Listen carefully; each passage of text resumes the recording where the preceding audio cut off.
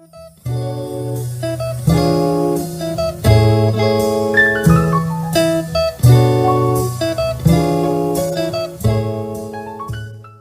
बच्चों, सुप्रभात।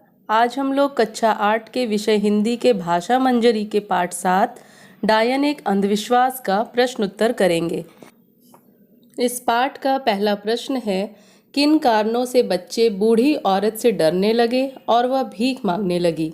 इसका उत्तर होगा, बुढ़ापा के कारण औरत का तन मन बिल्कुल ही थक गया था। नयन झुक गई थी, कमर टेढ़ी हो गई थी, दांत टूट गए थे, बाल पक गए थे, गाल चिपट गए थे और वह एक कंकाल बन गई थी, जिस कारण बच्चे बूढ़ी औरत से डरने लगे।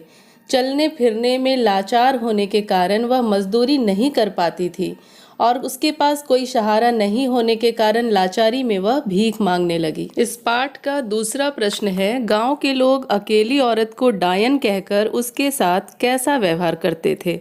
इसका उत्तर होगा, गांव के लोग औरत को डायन कहकर उसका अपमान करते थे।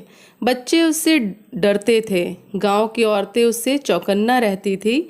गांव में किसी की भी मृत्यु का कारण उसे ही मानते थे। लोग उसके बारे में तरह तरह का बुरा प्रचार करते थे। गांव में कोई भी बीमारी फैलती तो दोष बूढ़ी औरत को ही देते थे। उसकी बीती बातें को कहते थे कि उसने अपने पति और पुत्र की हत्या की है।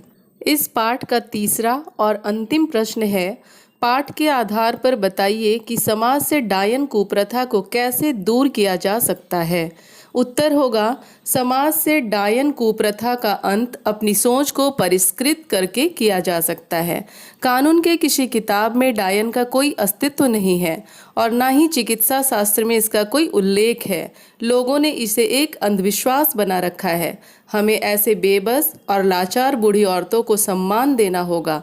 वह कोई डायन नहीं है, बल्कि एक औरत है, एक माँ है, एक बहन है। ऐसे विचारों से ही समाज से यह कलंक मिटाया जा सकता है। धन्यवाद बच्चों। अब हम लोग अगली कक्षा में इसके आगे के पाठ को पढ़ेंगे।